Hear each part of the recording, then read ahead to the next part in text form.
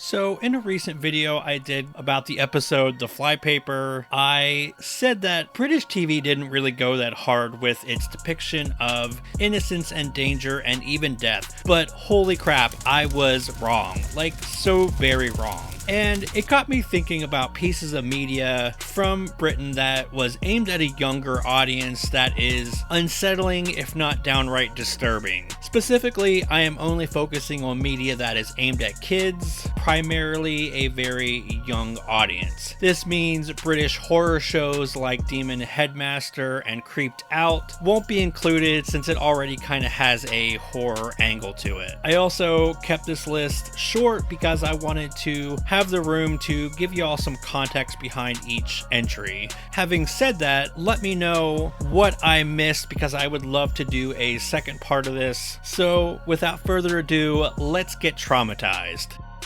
The Animals of Farthing Wood started life as a series of books written by Colin Dan, first published in 1979.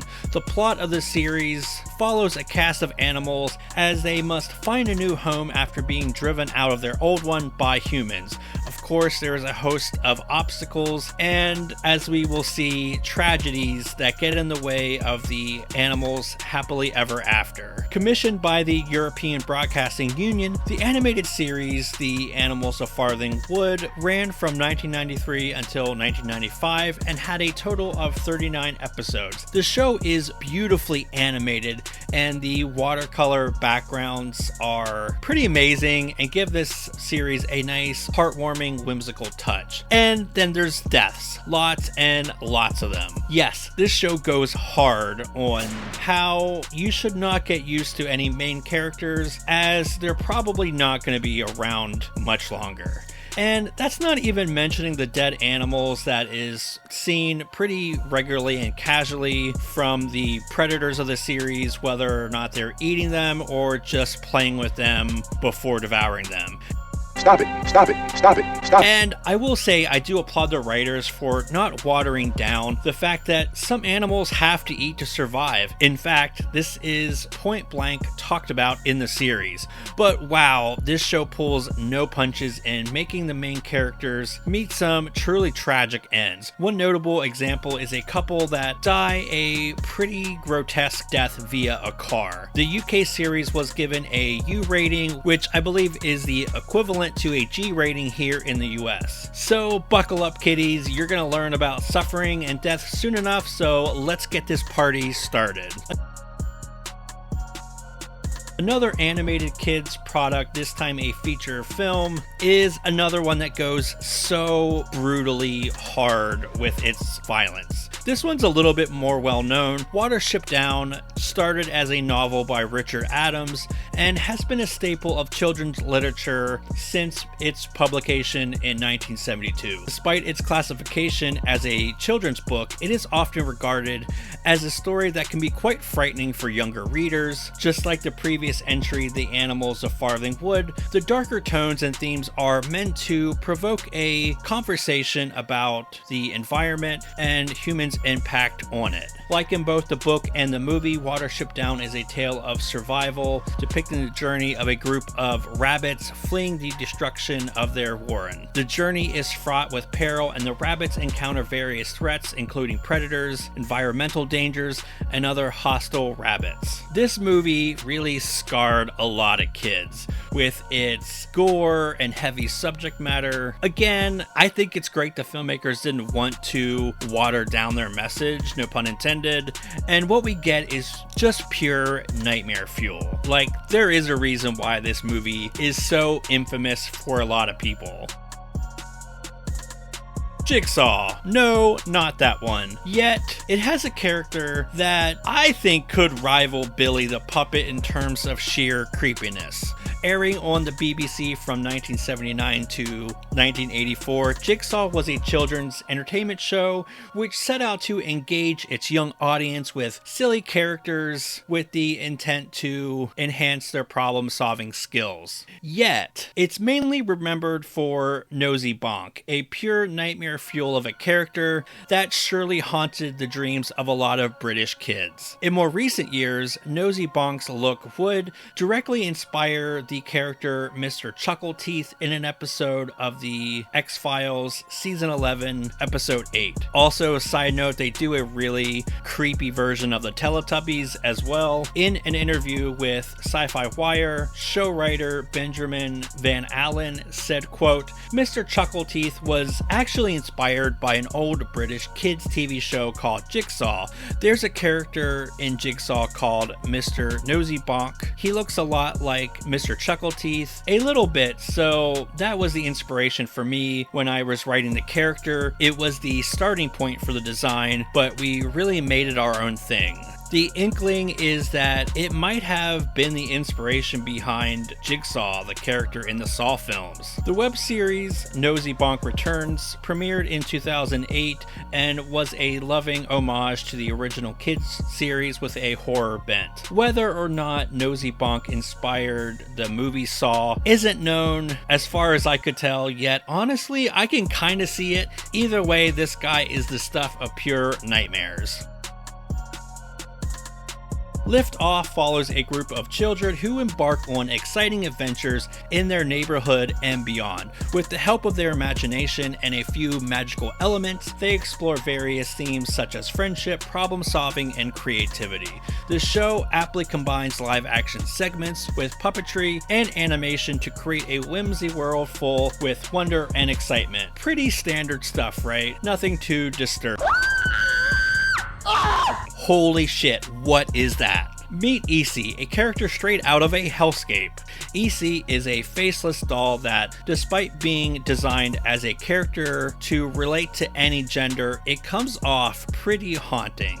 The other puppets are not that scary looking, though some of them are a bit on the weirder side, but Eerie is probably the most infamous puppet on this show. In a recent interview, actor Luke Carroll, who played Paul in the show, did a really fun interview where he talks about the show and Eerie. He said, quote, "The one that everyone remembers is the faceless, slightly scruffy looking doll that went by the name of Eerie.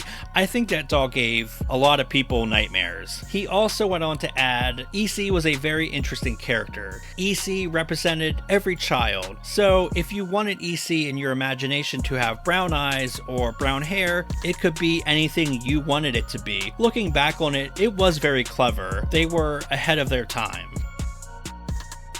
Probably the most obscure entry on this list is Totty, the story of a doll's house. Released in 15-minute episodes, right away things hit a double whammy as this features creepy dolls and stop-motion animation, which in and of itself is an actual phobia. The series follows the secret life of dolls that would come to life whenever their owners weren't around. Think Toy Story. Right away, the series does a really good job at establishing the world and its cast. Whilst the series is meant to be charming and sweet, the show gets really dark by the finale. The main one, of course, being Totty, an old wooden doll that has been around for over 100 years. She used to live in a grand dollhouse with another, bigger, fancier doll named March Payne. Flash forward in present 1984, and Totty now lives with other dolls, one named Birdie, her son Apple, Mr. Plantangent, and their dog Darner. The group of toys live in a shoebox until Totty makes a wish for them to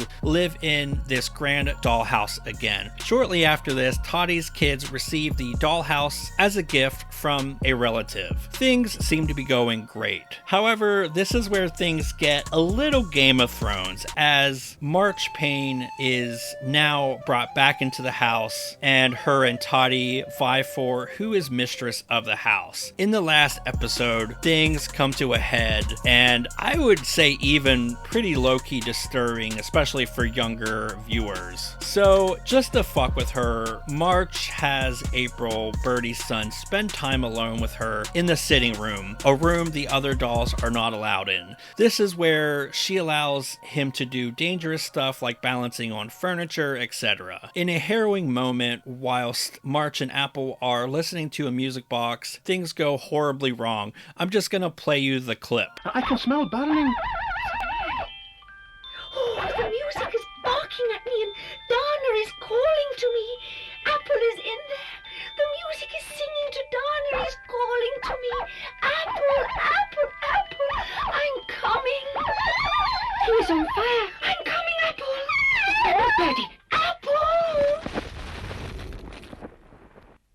She was burned away, said Charlotte.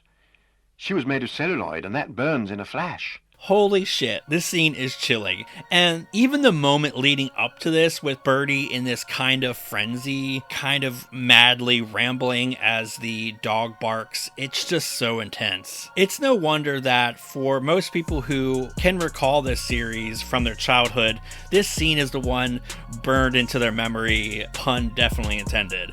In fact, doing some forum sleuthing, this is how I found this show, as a couple people mentioned this scene having haunted them in their youth. Because I'm getting a sense that British adults really wanted to hammer home that suffering is going to happen in life, so deal with it. Sometimes you get burnt alive, stiff upper lip. Now, don't get me wrong, US media did go hard as hell as well, and I would like to do a video on that if y'all are interested. I hope y'all enjoyed this video, and I would love to know if any of my global viewers do recall any of these shows, and if so, did they give you nightmares? As I mentioned, I also want to do a part 2 of this video and include some US stuff as well, so please comment and suggest. I had a lot of fun making this video, and I hope y'all had fun watching it. Thanks so much for hanging out with me, and if you want to check out some more videos, here are some suggestions, and I will see y'all in the next one.